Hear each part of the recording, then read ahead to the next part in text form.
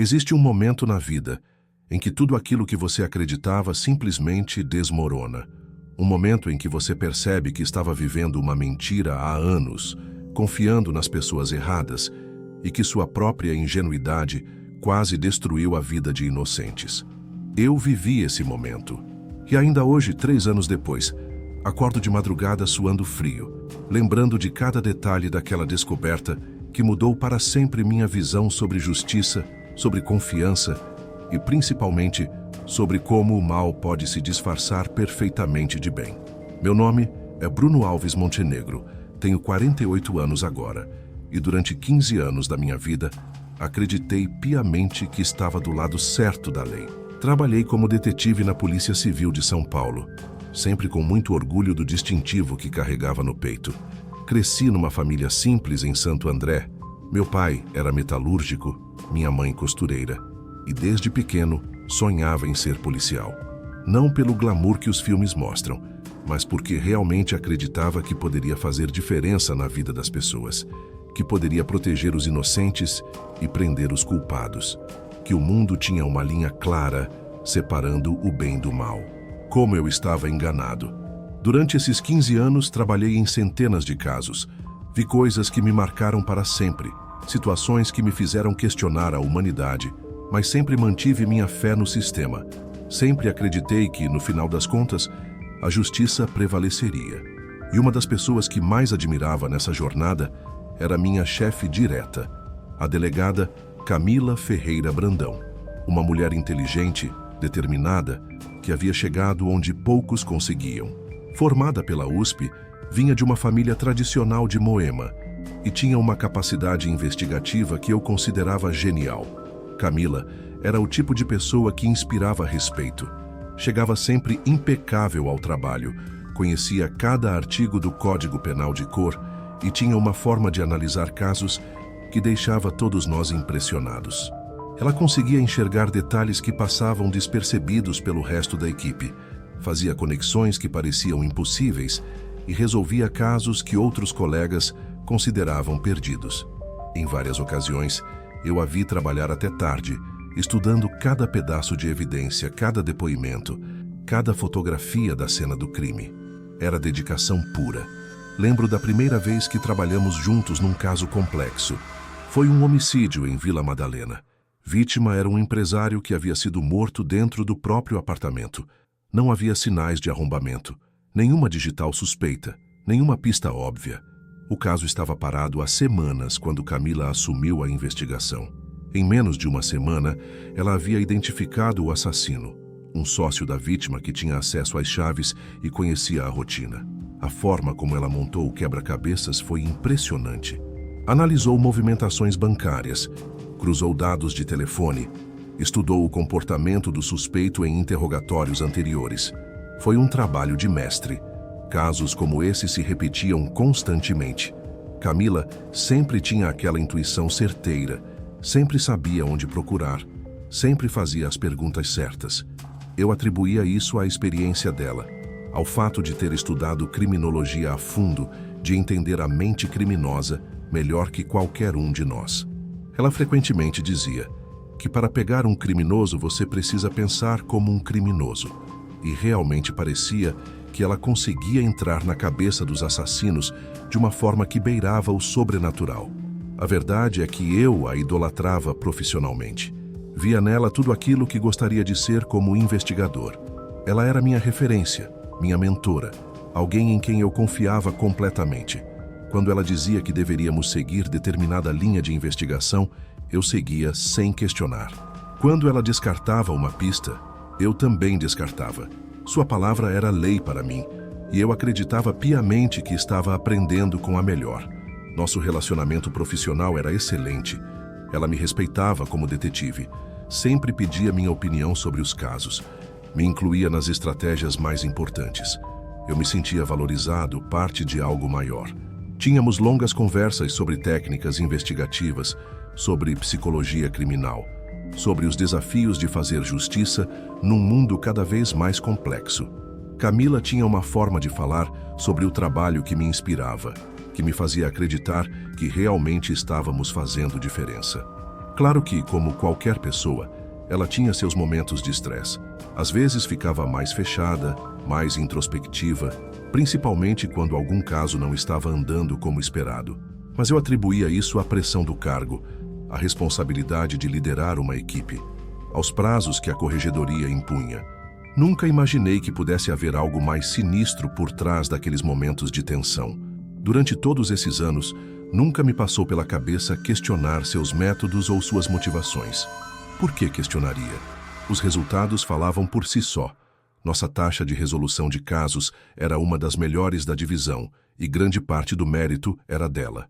Ela era respeitada pelos superiores, admirada pelos colegas e frequentemente era chamada para dar palestras sobre técnicas investigativas em outras delegacias.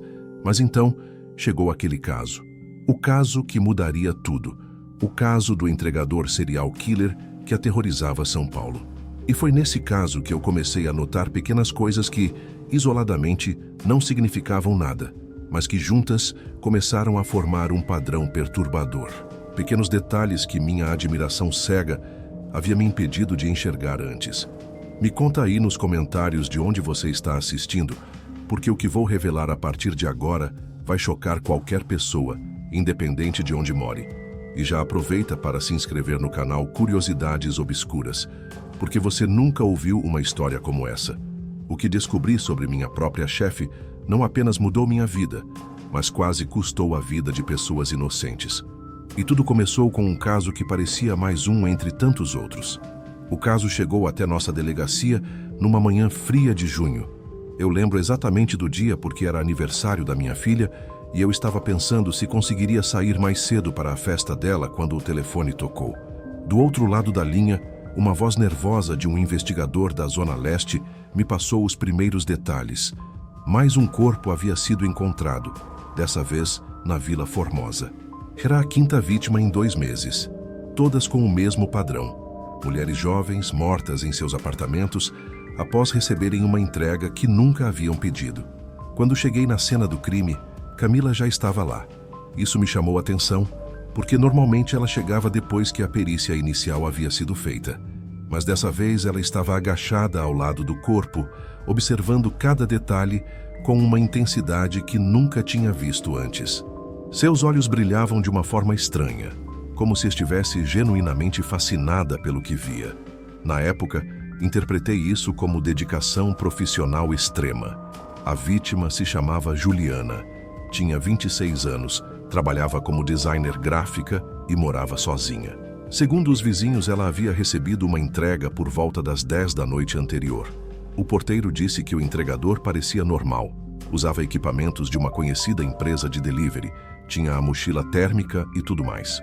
Mas quando verificamos com a empresa, descobrimos que não havia nenhum pedido registrado para aquele endereço naquele horário. Camila absorvia cada informação como uma esponja. Fazia perguntas detalhadas para os vizinhos, para o porteiro, para qualquer pessoa que pudesse ter visto algo. Mas o que mais me impressionava era como ela sempre fazia as perguntas certas. Enquanto eu e os outros investigadores seguíamos um roteiro padrão, ela parecia saber exatamente o que procurar. Perguntava sobre horários específicos, sobre características físicas muito particulares do suspeito, sobre detalhes que só fariam sentido se você já soubesse algo que nós não sabíamos. Durante as primeiras semanas de investigação, trabalhamos intensamente.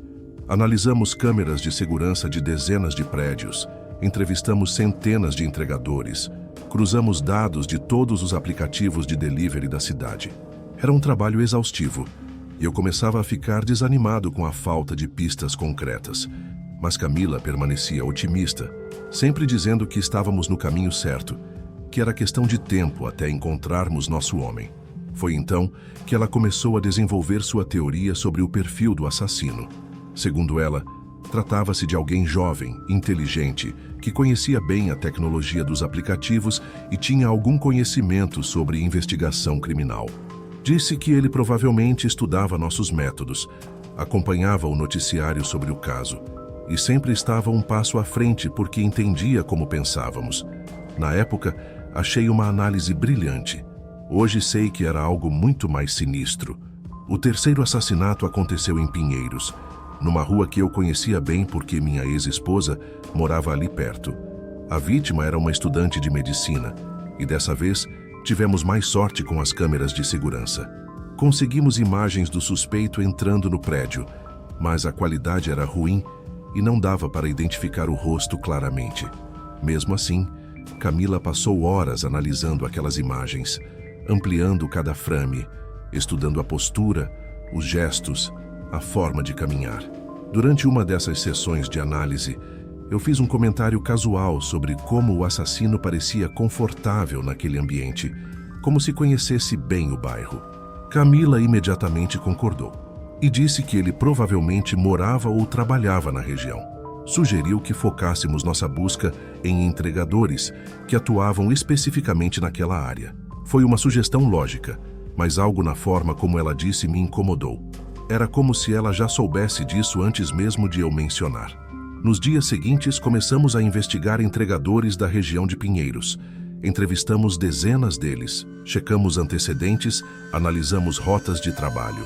Foi durante essas entrevistas que conhecemos Rafael Mendonça Silva, um rapaz de 28 anos que trabalhava há 3 anos com delivery. Ele era educado, cooperativo e não tinha nenhum histórico criminal. Mas Camila imediatamente demonstrou interesse especial por ele. Durante a primeira entrevista com Rafael, observei Camila com mais atenção. Ela fazia perguntas diretas, mas também observava suas reações de uma forma quase científica. Anotava não apenas as respostas, mas também os gestos, as expressões, os momentos de hesitação. Era como se estivesse estudando um espécime de laboratório. Rafael, por sua vez, estava visivelmente nervoso, mas isso era normal. Qualquer pessoa ficaria assim sendo interrogada sobre assassinatos em série. Depois da entrevista, Camila disse que tinha um pressentimento sobre Rafael. Não que ele fosse culpado, mas que talvez soubesse de algo que não estava contando. Sugeriu que deveríamos manter vigilância discreta sobre ele, acompanhar sua rotina, ver com quem ele se relacionava. Novamente, pareceu uma estratégia investigativa sólida. Então concordei. Foi durante essa vigilância que percebi algo estranho no comportamento da própria Camila. Ela estava obsessivamente envolvida no caso, muito mais do que em qualquer outro que havíamos trabalhado juntos. Chegava ao trabalho antes do amanhecer, saía depois da meia-noite e parecia ter desenvolvido uma necessidade compulsiva de controlar cada aspecto da investigação. Quando outros investigadores sugeriam diferentes abordagens, ela rapidamente os descartava, sempre com argumentos convincentes, mas sempre mantendo o controle total sobre a direção que tomávamos. O quarto assassinato aconteceu na Mulca, e dessa vez tivemos nossa primeira grande pista. Uma vizinha havia visto o suspeito saindo do prédio e conseguiu uma descrição mais detalhada. Altura média, cabelos escuros, aparentava ter entre 30 e 35 anos, e havia algo em seu rosto que ela descreveu como um sorriso estranho, como se estivesse se divertindo. Quando relatamos isso para Camila, ela ficou visivelmente tensa pela primeira vez desde o início do caso. Naquela noite, ela pediu para ficar sozinha no escritório para organizar melhor as informações do caso. Disse que precisava de silêncio para conectar todas as peças do quebra-cabeças. Ofereci para ficar e ajudar, mas ela insistiu que seria mais produtivo se trabalhasse sozinha. Achei estranho, porque até então sempre trabalhávamos em equipe, mas respeitei sua decisão. No dia seguinte, Camila chegou com uma nova teoria. Segundo ela, o assassino estava escalando, ficando mais confiante e mais descuidado. Disse que era provável que ele cometesse outro crime em breve, e que dessa vez poderíamos estar preparados. Sugeriu que aumentássemos a vigilância sobre Rafael, pois tinha certeza de que ele estava envolvido de alguma forma, mesmo que indiretamente. Essa obsessão com Rafael começou a me incomodar. Não que eu duvidasse da intuição investigativa da Camila, mas parecia desproporcional ao que tínhamos descoberto sobre ele. Rafael era apenas um dos muitos entregadores que havíamos entrevistado, e não havia nada que o tornasse mais suspeito que os outros. Mas toda vez que eu mencionava isso, Camila tinha argumentos convincentes sobre por que deveríamos focar nele. Durante uma das nossas sessões de planejamento, sugeri que expandíssemos nossa busca, que considerássemos outros perfis de suspeitos. Camila ouviu pacientemente, mas depois apresentou uma análise detalhada de por que isso seria um desperdício de recursos. Disse que tinha certeza de que estávamos no caminho certo com Rafael, que era questão de tempo, até conseguirmos provas concretas contra ele. Sua convicção era tão forte que acabei aceitando continuar na mesma direção. O quinto assassinato confirmou os piores medos de todos nós. Dessa vez a vítima era uma jovem de apenas 22 anos, recém-formada em jornalismo. O crime havia sido cometido com ainda mais brutalidade que os anteriores. E havia algo na cena que sugeria que o assassino estava realmente escalando, ficando mais violento e mais confiante. Camila chegou na cena do crime antes mesmo da perícia. Quando cheguei, ela já estava lá há mais de 1 hora examinando cada detalhe. Mas dessa vez, algo em seu comportamento me chamou ainda mais atenção. Ela não parecia chocada ou perturbada como seria normal. Em vez disso, parecia quase satisfeita, como se estivesse vendo exatamente o que esperava ver. Durante o processamento da cena, Camila fez várias observações técnicas sobre o método do assassino, sobre a evolução de seu comportamento, sobre os padrões psicológicos que estavam emergindo. Tudo muito profissional e preciso, mas havia algo na forma como ela falava que me deixava desconfortável. Era como se ela conhecesse intimamente a mente por trás daqueles crimes. Foi nesse momento que comecei a prestar mais atenção nos pequenos detalhes do comportamento dela. A forma como sempre sabia onde procurar evidências, como sempre tinha teorias precisas sobre os próximos passos do assassino, como sempre parecia estar um passo à frente não apenas de nós, mas também do próprio criminoso que estávamos perseguindo. Mas ainda assim, minha admiração e confiança nela eram tão grandes que eu encontrava explicações racionais para tudo. Ela era simplesmente mais experiente, mais intuitiva, mais dedicada que o resto de nós. Era isso que eu dizia para mim mesmo toda vez que alguma dúvida começava a surgir em minha mente, até que chegou o dia em que tudo começou a desmoronar de verdade. O sexto assassinato mudou tudo. Aconteceu numa quinta-feira chuvosa de agosto, no bairro da Liberdade. A vítima era uma enfermeira que trabalhava no turno da noite e havia chegado em casa por volta das 6 da manhã. Segundo o porteiro, ela recebeu uma entrega às 7h30, pouco depois de chegar do plantão. Quando foi encontrada no final da tarde, já estava morta há horas. O que tornava esse crime diferente era sua localização.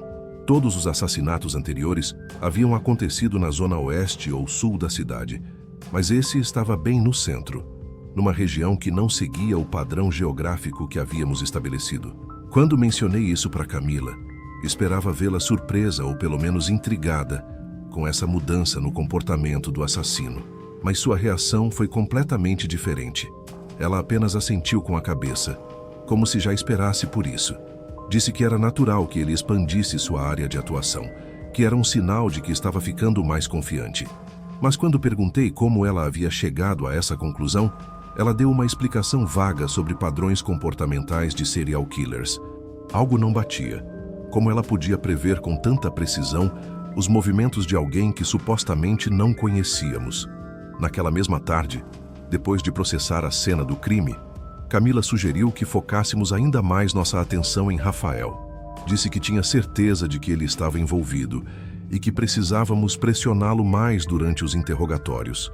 Mas quando revisei nossas anotações sobre ele, não encontrei nada que justificasse essa obsessão crescente. Rafael continuava sendo apenas um entregador cooperativo sem histórico criminal. Foi então que Camila fez uma sugestão que me surpreendeu.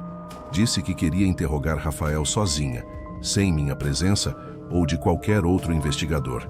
Argumentou que eu poderia intimidá-lo demais, que minha experiência com interrogatórios mais agressivos poderia fazer com que ele se fechasse completamente.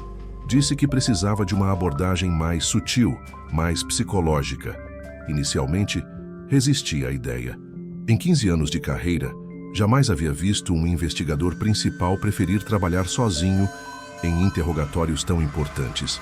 Era protocolo básico ter pelo menos 2 pessoas presentes, tanto para garantir a segurança, quanto para ter diferentes perspectivas sobre as respostas do suspeito. Mas Camila insistiu, e quando ela insistia, era difícil argumentar contra. Ela apresentou estudos sobre técnicas de interrogatório.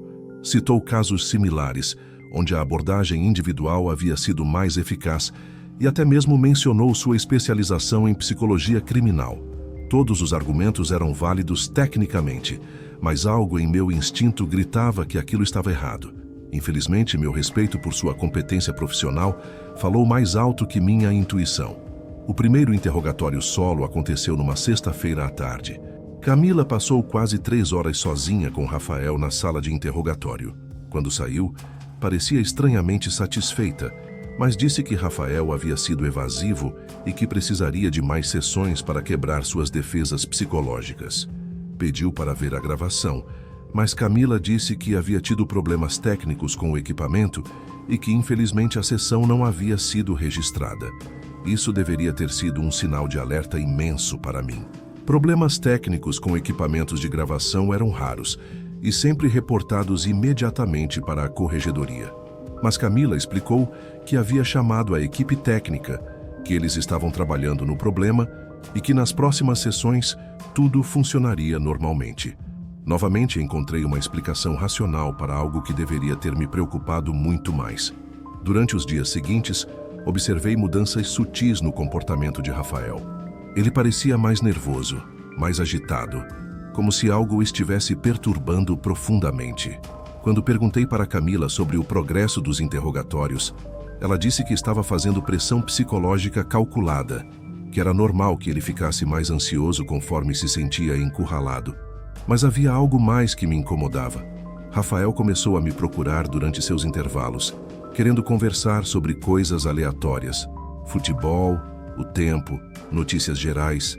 No início pensei que era apenas nervosismo, uma tentativa de parecer normal e cooperativo. Mas depois percebi que ele estava tentando me dizer algo sem ser direto. Havia um desespero em seus olhos que não conseguia disfarçar. Durante uma dessas conversas casuais, Rafael mencionou que estava preocupado com sua família. Disse que sua esposa estava grávida do segundo filho e que não poderia se dar ao luxo de perder o emprego por causa de mal-entendidos. Quando perguntei que tipo de mal-entendidos, ele ficou evasivo. Disse apenas que algumas perguntas durante os interrogatórios o faziam sentir como se já fosse considerado culpado de algo. Naquela noite, decidi revisar todos os nossos arquivos sobre Rafael mais uma vez. Queria entender o que Camila estava vendo que eu não via. Passei horas analisando seu histórico, seus horários de trabalho, seus movimentos durante as datas dos crimes. E foi então que descobri algo que me deixou completamente confuso. Segundo nossos registros, Rafael tinha álibis sólidos para pelo menos 3 dos 6 assassinatos. Durante o primeiro crime, ele estava fazendo entregas na Zona Norte com GPS tracking comprovado. No terceiro assassinato, estava em casa com a família, o que foi confirmado por vizinhos.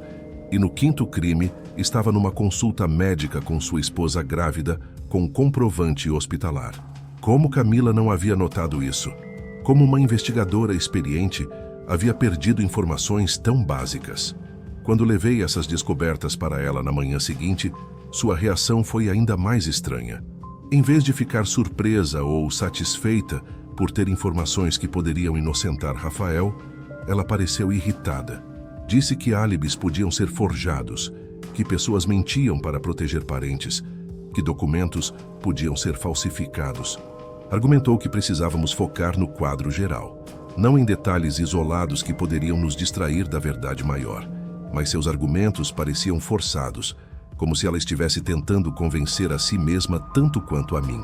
Foi nesse momento que comecei a prestar atenção em outros aspectos do comportamento dela que havia ignorado antes. A forma como sempre chegava cedo e saía tarde, mas nunca parecia cansada. Como sempre sabia exatamente que perguntas fazer e para quem. Como suas teorias sobre o assassino eram sempre precisas demais. Como se ela tivesse acesso a informações que o resto de nós não tinha. Comecei também a notar suas ligações telefônicas. Camila sempre foi discreta com conversas pessoais durante o trabalho, mas ultimamente ela recebia chamadas que a deixavam visivelmente tensa. Sempre saía da sala para atender e, quando voltava, parecia preocupada ou agitada.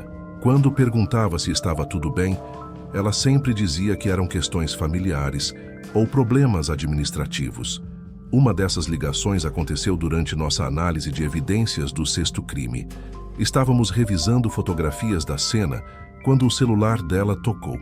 Ela olhou a tela, ficou visivelmente pálida e disse que precisava atender urgentemente. Saiu da sala e ficou no corredor por quase 20 minutos.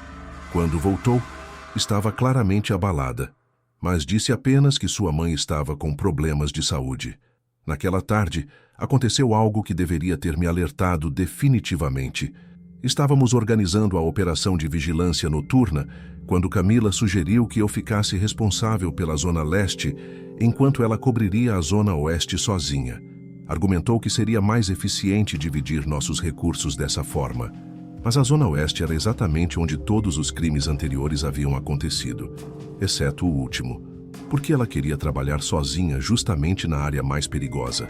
Quando questionei essa decisão, ela disse que conhecia melhor aquela região, que tinha contatos locais que poderiam ajudar e que sua experiência seria mais útil lá. Novamente, argumentos racionais, mas meu instinto dizia que havia algo errado. Infelizmente, minha confiança nela ainda era maior que minhas suspeitas. Durante essa operação noturna, mantivemos contato por rádio a cada hora. Camila sempre reportava sua posição. Sempre parecia estar no lugar certo na hora certa. Mas havia algo mecânico em seus relatórios, como se ela estivesse seguindo um roteiro predefinido.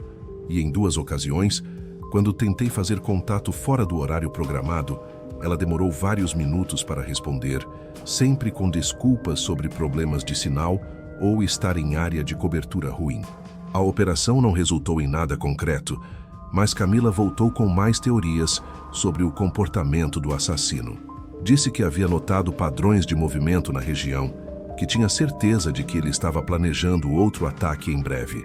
Suas previsões eram sempre tão específicas que começaram a me deixar desconfortável. Foi então que decidi fazer algo que nunca havia feito antes: investigar minha própria chefe. Não abertamente, claro, mas comecei a prestar mais atenção em seus horários, em suas atividades, em suas conversas telefônicas. Comecei a anotar pequenas inconsistências em suas explicações, pequenas contradições em suas teorias. E foi assim que comecei a montar um quadro muito diferente daquele que eu havia acreditado por tanto tempo.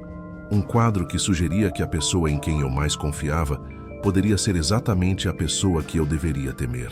Mas ainda faltava a peça final do quebra-cabeças, a descoberta que mudaria tudo para sempre. A descoberta que mudou tudo aconteceu numa terça-feira, 3 semanas depois que comecei a observar Camila mais atentamente. Eu estava trabalhando até tarde, revisando relatórios de outros casos, enquanto esperava informações do laboratório sobre evidências do nosso serial killer. O prédio da delegacia estava quase vazio, apenas alguns poucos investigadores trabalhando em plantões noturnos, e o pessoal da limpeza fazendo sua ronda. Era quase meia-noite quando ouvi passos no corredor. Pensei que fosse algum colega saindo, mas os passos pararam na frente da sala da Camila. Achei estranho porque ela havia saído por volta das 9, dizendo que estava exausta e precisava descansar.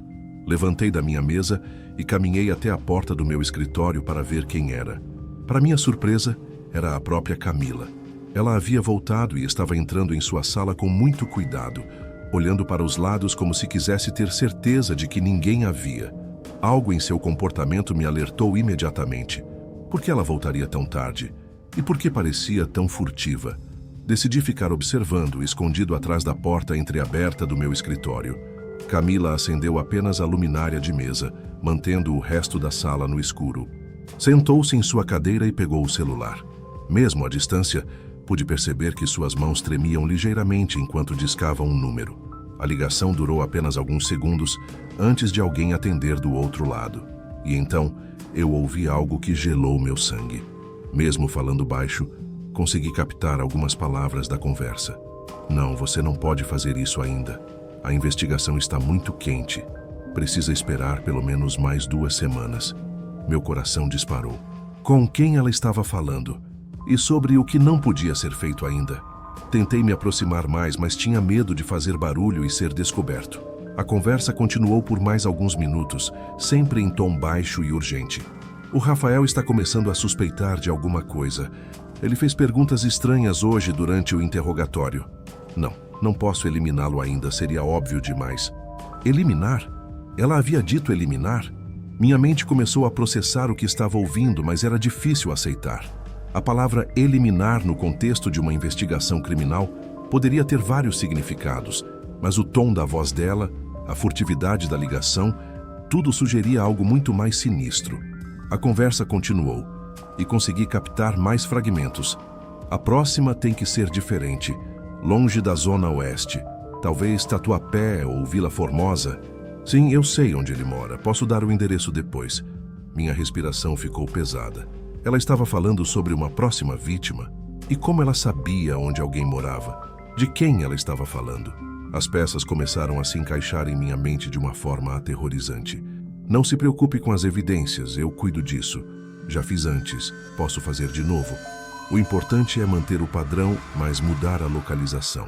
Nesse momento, não havia mais como negar o que estava acontecendo. Camila não estava investigando os crimes, ela estava coordenando eles. A mulher que eu admirava, em quem confiava cegamente, estava do outro lado da lei. Ela era cúmplice, ou talvez até mesmo a mente por trás de todos aqueles assassinatos. Fiquei paralisado por alguns segundos, tentando processar a enormidade do que havia descoberto. Minha primeira reação foi de negação total. Tinha que haver uma explicação racional. Talvez ela estivesse infiltrada numa operação secreta. Talvez fosse algum tipo de estratégia investigativa não convencional que eu não conhecia. Mas conforme a conversa continuava, essas explicações racionais foram se desmoronando uma por uma. Sim, ele confia em mim completamente. Bruno nunca suspeitaria. Ele me vê como mentora, é patético. Ouvir meu próprio nome naquele contexto foi como levar um soco no estômago. Ela estava falando sobre mim, sobre como eu confiava nela. E havia algo cruel na forma como disse patético. Como se minha lealdade e admiração fossem motivo de diversão para ela. A ligação estava chegando ao fim. Priscila ainda é útil como testemunha. Não faça nada com ela por enquanto. Quando eu der o sinal verde, você pode agir. Até lá, mantenha o perfil baixo e continue seguindo minhas instruções. E então ela desligou. Fiquei ali, escondido na escuridão do meu escritório, tentando absorver o que acabara de presenciar. Minha mente trabalhava em overdrive, tentando reconectar todas as peças da investigação com essa nova e aterrorizante perspectiva. Tudo começou a fazer sentido de uma forma macabra. A forma como Camila sempre sabia onde procurar evidências, porque ela sabia exatamente o que tinha sido plantado e onde. As teorias precisas sobre o comportamento do assassino, porque ela estava coordenando esse comportamento. A obsessão com Rafael, porque ela precisava de um bode expiatório para quando decidisse encerrar a série de crimes. Mas quem era a pessoa do outro lado da linha? Quem estava realmente cometendo os assassinatos? E mais importante, quantas outras pessoas estavam envolvidas nessa conspiração? Camila permaneceu em sua sala por mais alguns minutos, aparentemente organizando papéis ou apagando rastros da ligação. Eu sabia que precisava sair dali antes que ela me descobrisse, mas também sabia que jamais conseguiria fingir normalidade se a encontrasse no corredor. Esperei até ouvi-la sair e travar a porta da sala. Seus passos se afastaram pelo corredor, e apenas quando tive certeza de que ela havia deixado o prédio completamente, permiti-me respirar normalmente novamente. Naquela noite, não consegui dormir nem um minuto. Fiquei deitado na cama, encarando o teto, tentando processar todas as implicações do que havia descoberto. Não era apenas o fato de que minha chefe era uma criminosa, era o fato de que eu havia sido completamente manipulado durante meses. Cada decisão que tomei, cada pista que segui, cada suspeito que interroguei, tudo havia sido orquestrado por ela. E Rafael, o pobre Rafael, que eu havia ajudado a transformar num suspeito principal, era completamente inocente. Pior que isso, ele provavelmente estava em perigo real. Se Camila estava planejando usá-lo como bode expiatório, qual seria o próximo passo? Plantar evidências falsas? Ou algo ainda mais drástico? Na manhã seguinte, cheguei ao trabalho tentando agir normalmente, mas sabia que não estava conseguindo esconder completamente minha agitação. Camila chegou no horário de sempre, cumprimentou-me com o mesmo profissionalismo de sempre e começou a discutir os próximos passos da investigação como se nada tivesse acontecido. Mas agora eu a observava com olhos completamente diferentes. Cada palavra que ela dizia, cada sugestão que fazia, cada teoria que propunha, tudo ganhava um significado sinistro. Ela não estava tentando resolver os crimes, ela estava tentando controlá-los. Durante nossa reunião matinal, Camila anunciou que havia tido uma intuição sobre a próxima localização onde o assassino poderia atacar. Mencionou especificamente a região de Tatuapé, exatamente o que eu havia ouvido na ligação da noite anterior. Ver ela apresentar informações que sabia serem parte de um plano criminoso, fingindo que eram insights investigativos, foi nauseante. Mas o pior momento veio quando ela sugeriu intensificar a pressão sobre Rafael. Disse que tinha certeza de que ele estava prestes a quebrar, que mais alguns interrogatórios poderiam fazê-lo confessar. A forma como falava sobre ele, como se fosse apenas uma peça num jogo, me fez perceber o quão profundamente psicopática ela realmente era. Durante o almoço, saí da delegacia com a desculpa de que precisava verificar algo com um informante. Na verdade, precisava de tempo sozinho para pensar sobre o que fazer. Não podia simplesmente acusar Camila sem provas concretas. Quem acreditaria na palavra de um detetive contra uma delegada respeitada, baseada apenas numa conversa telefônica que eu havia escutado escondido? Mas também não podia continuar fingindo que nada sabia. Cada minuto que passava significava que mais pessoas poderiam estar em perigo. Rafael certamente estava, mas também havia outras potenciais vítimas que ela havia mencionado. Foi então que tomei uma decisão que mudaria minha vida para sempre. Decidi investigar Camila por conta própria, reunir evidências concretas contra ela e descobrir exatamente quantas pessoas estavam envolvidas nessa conspiração. Era perigoso, era potencialmente suicida do ponto de vista profissional e colocava minha própria vida em risco. Mas era a única coisa certa a fazer.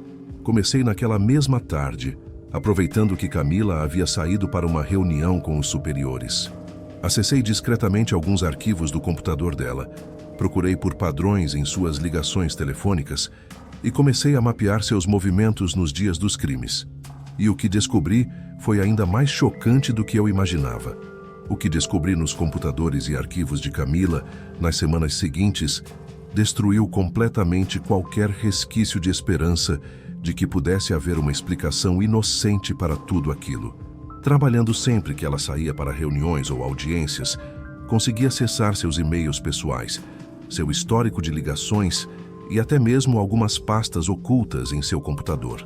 A primeira coisa que encontrei foi uma série de mensagens trocadas com alguém identificado apenas como Emite, e não precisei ser um gênio para perceber que se tratava de Marcelo Yamamoto, o verdadeiro assassino.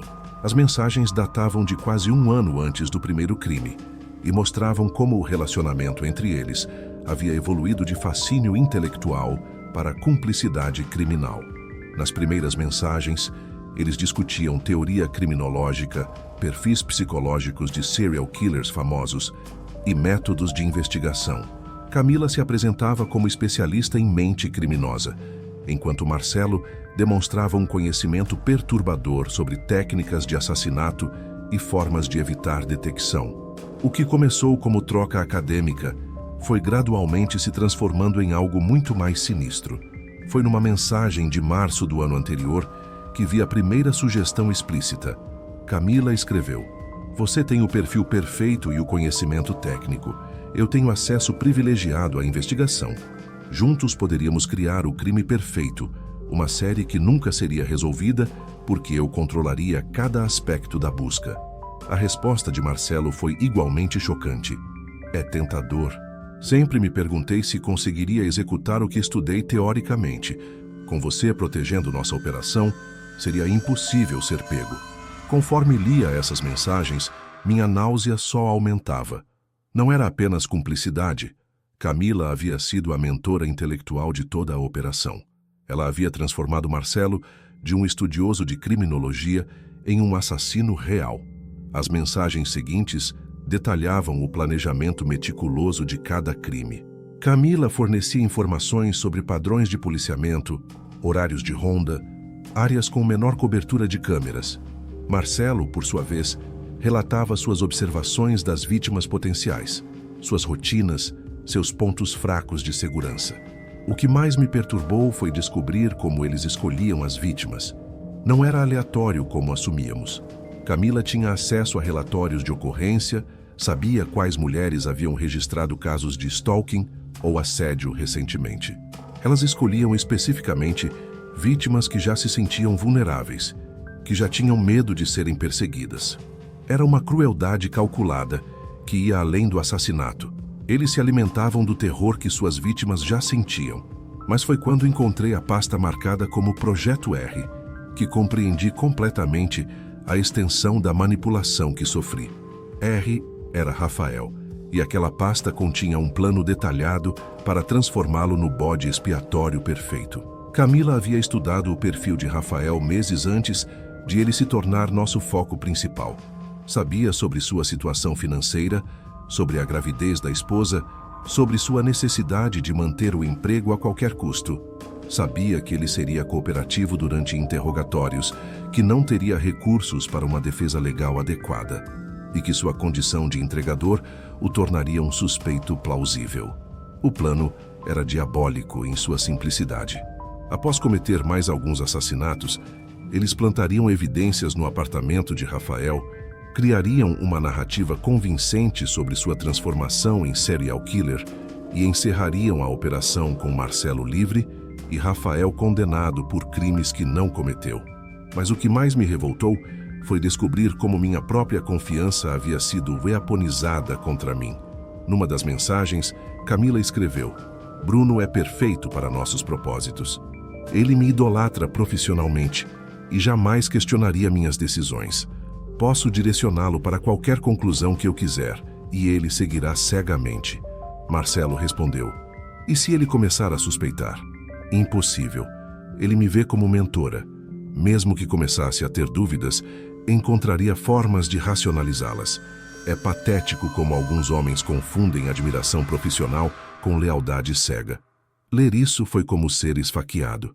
Não apenas por descobrir como ela realmente me via, mas por perceber o quão acurada era sua avaliação. Durante meses, eu havia ignorado sinais óbvios, encontrado explicações racionais para comportamentos irracionais e permitido que minha admiração por ela sobrepujasse meu instinto investigativo. Havia ainda mais revelações perturbadoras. Descobri que Camila estava documentando meticulosamente cada crime, cada interrogatório, cada aspecto da investigação. Não por motivos profissionais, mas porque estava escrevendo um livro sobre a experiência.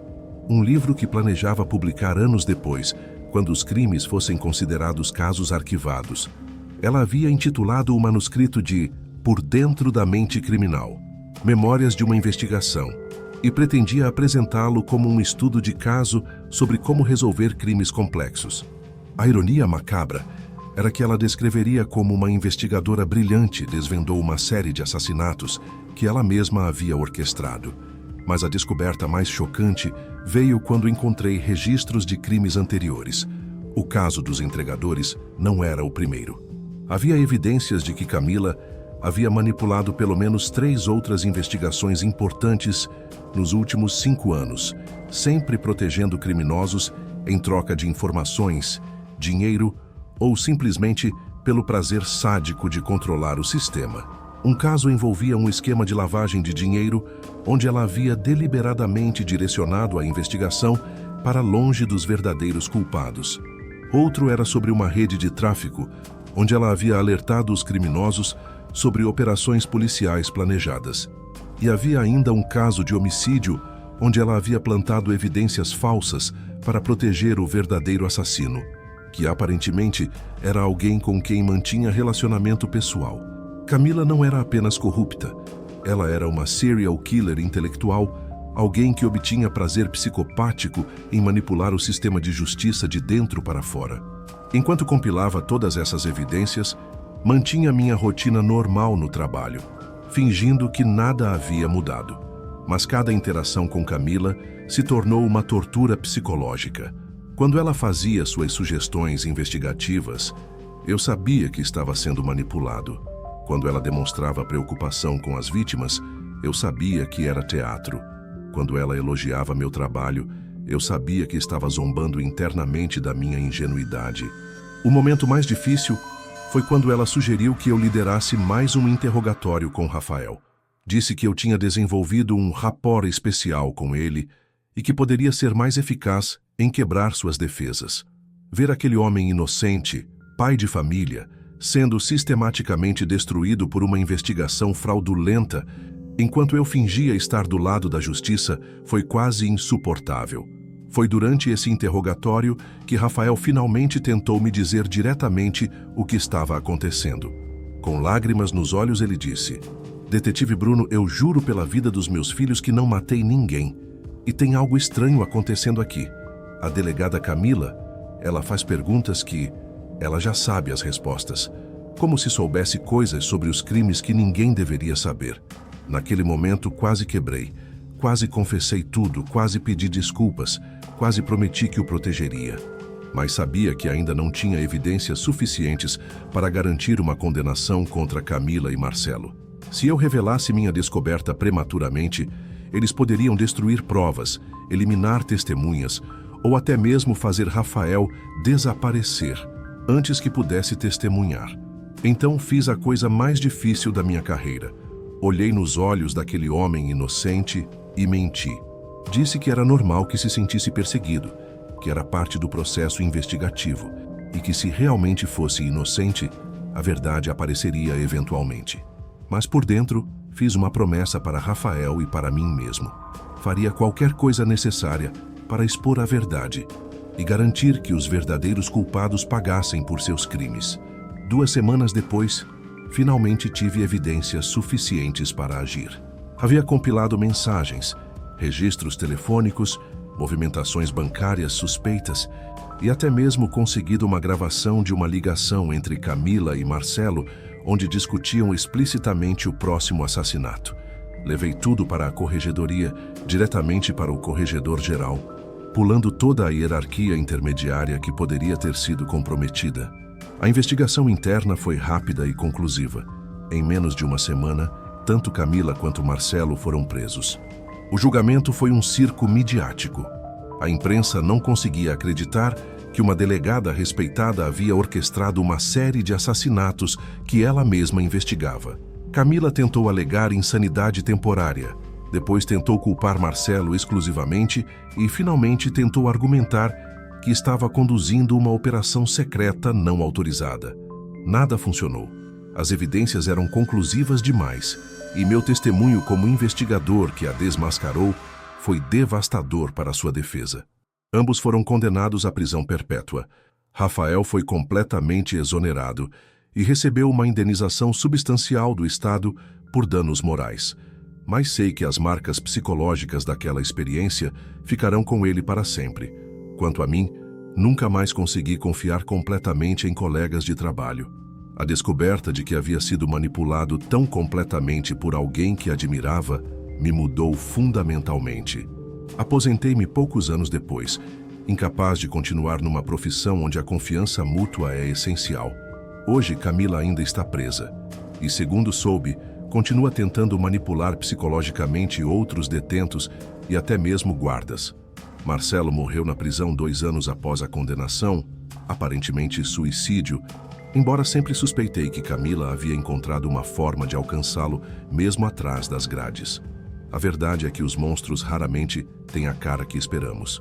Às vezes, eles têm diplomas na parede, distintivos no peito e a confiança absoluta de pessoas boas que apenas querem fazer o que é certo. Olha, quando comecei a contar essa história para vocês, sabia que seria difícil reviver cada momento daquela descoberta aterrorizante. Mas também sabia que precisava compartilhar isso, porque a verdade precisa ser contada, mesmo quando dói. Durante 15 anos da minha vida, acreditei que estava servindo à justiça, protegendo os inocentes e perseguindo os culpados. Descobrir que havia sido manipulado por tanto tempo pela pessoa em quem mais confiava foi devastador não apenas profissionalmente, mas pessoalmente. A delegada Camila Ferreira Brandão não era apenas uma criminosa comum. Ela era uma psicopata calculista que transformou o sistema de justiça em seu playground pessoal. Junto com Marcelo Yamamoto, ela orquestrou uma série de assassinatos brutais enquanto fingia investigá-los. Usou minha admiração e confiança como armas contra mim, direcionando cada passo da investigação para proteger o verdadeiro culpado e incriminar um inocente. O que mais me marca até hoje não é apenas a traição pessoal, mas a forma sistemática como ela destruiu vidas. Rafael Mendonça Silva, um pai de família trabalhador, quase foi condenado por crimes que nunca cometeu. Suas noites de sono foram roubadas, sua reputação foi destruída, sua família sofreu ameaças e discriminação. E tudo isso fazia parte de um plano diabólico para encobrir os verdadeiros crimes. As vítimas reais, Juliana, a designer gráfica, a estudante de medicina, a enfermeira e todas as outras mulheres jovens que perderam suas vidas, foram escolhidas especificamente por sua vulnerabilidade. Camila tinha acesso a relatórios policiais e sabia exatamente quais mulheres já se sentiam ameaçadas, já tinham medo de serem perseguidas. Ela e Marcelo se alimentavam desse terror pré-existente, transformando pesadelos em realidade. O que descobri sobre os outros casos que ela havia manipulado ao longo dos anos mostrou que essa não era uma aberração momentânea. Era um padrão comportamental profundamente enraizado. Camila obtinha prazer sádico em controlar o sistema por dentro, em decidir quem seria punido e quem seria protegido, em brincar de ser Deus com a vida das pessoas. A investigação revelou ainda que ela estava documentando tudo para um futuro livro, planejando lucrar duplamente com seus crimes. Primeiro com a satisfação psicológica de cometê-los, depois com a fama de ter resolvido casos impossíveis. Isso mostra um nível de narcisismo e crueldade que ainda me dá calafrios quando penso. Durante o julgamento, vi Camila tentar manipular até mesmo o júri. Ela chorava na hora certa, demonstrava arrependimento quando convinha e sempre tentava desviar a culpa para outros. Mesmo confrontada com evidências irrefutáveis, ela continuava mentindo, manipulando, tentando controlar a narrativa. Foi aí que compreendi que pessoas como ela simplesmente não conseguem parar. A manipulação não é apenas algo que fazem, é algo que são. Marcelo morreu na prisão 2 anos depois da condenação. Oficialmente foi suicídio, mas sempre tive minhas suspeitas sobre se Camila não havia encontrado uma forma de alcançá-lo mesmo atrás das grades. Ela tinha uma capacidade impressionante de influenciar pessoas e, mesmo na prisão, continuava tentando manipular outros detentos e funcionários. Rafael conseguiu reconstruir sua vida após a exoneração completa. Recebeu uma indenização substancial do Estado, mas sei que as cicatrizes psicológicas permaneceram.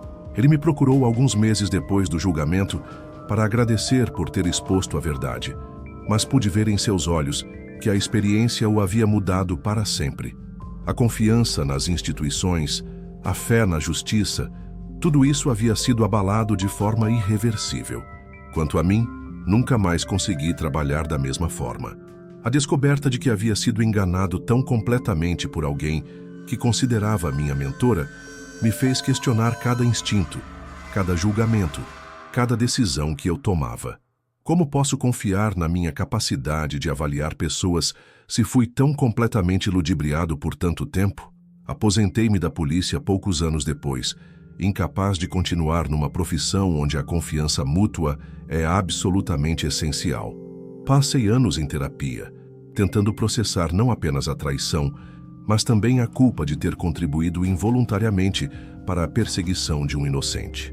Hoje, 3 anos depois de contar publicamente essa história pela primeira vez, ainda recebo mensagens de pessoas que passaram por experiências similares.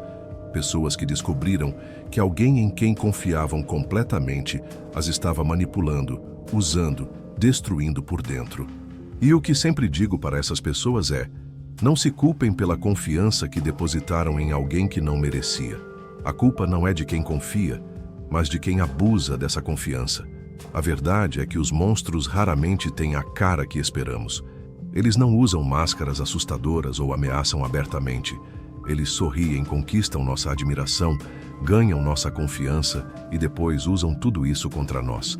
Eles têm diplomas na parede, posições respeitáveis e muitas vezes são exatamente as pessoas que deveriam nos proteger. Por isso, é tão importante compartilhar essas histórias, para que outras pessoas reconheçam os sinais, questionem quando algo não parece certo e nunca confiem cegamente em alguém apenas por causa de sua posição ou reputação. Me conta aí nos comentários se você já passou por alguma situação parecida, se já descobriu que alguém próximo não era quem parecia ser. Seus relatos são importantes não apenas para mim, mas para outras pessoas que podem estar vivendo situações similares. Cada comentário, cada história compartilhada pode ajudar alguém a reconhecer sinais de manipulação antes que seja tarde demais. Deu muito trabalho reunir coragem para contar essa história completa. Reviver cada momento, cada descoberta, cada sentimento de traição foi extremamente difícil. Por isso peço que vocês me ajudem deixando o like neste vídeo, se inscrevendo no canal Curiosidades Obscuras e compartilhando com pessoas que vocês acham que deveriam ouvir essa história. Olhem também os outros vídeos do canal, porque temos muitas outras histórias reais e impactantes que precisam ser contadas. Cada visualização, cada curtida, cada comentário faz toda a diferença para manter esse trabalho funcionando. E se vocês puderem ajudar através do Valeu Demais, nossa forma de doação, isso seria incrível. Os custos para manter o canal funcionando e trazer vídeos diários são altos, e qualquer contribuição, por menor que seja, nos ajuda muito a continuar esse trabalho de contar histórias que precisam ser ouvidas. Comentem muito neste vídeo. Quero saber suas opiniões, suas experiências, suas reflexões sobre essa história. O que mais chocou vocês? O que aprenderam? Como isso mudou sua perspectiva sobre confiança e manipulação? Até a próxima Curiosidade Obscura. E lembrem-se, sempre questionem, sempre observem e nunca confiem cegamente em ninguém, por mais respeitável que pareça. A verdade pode estar escondida nos lugares mais inesperados.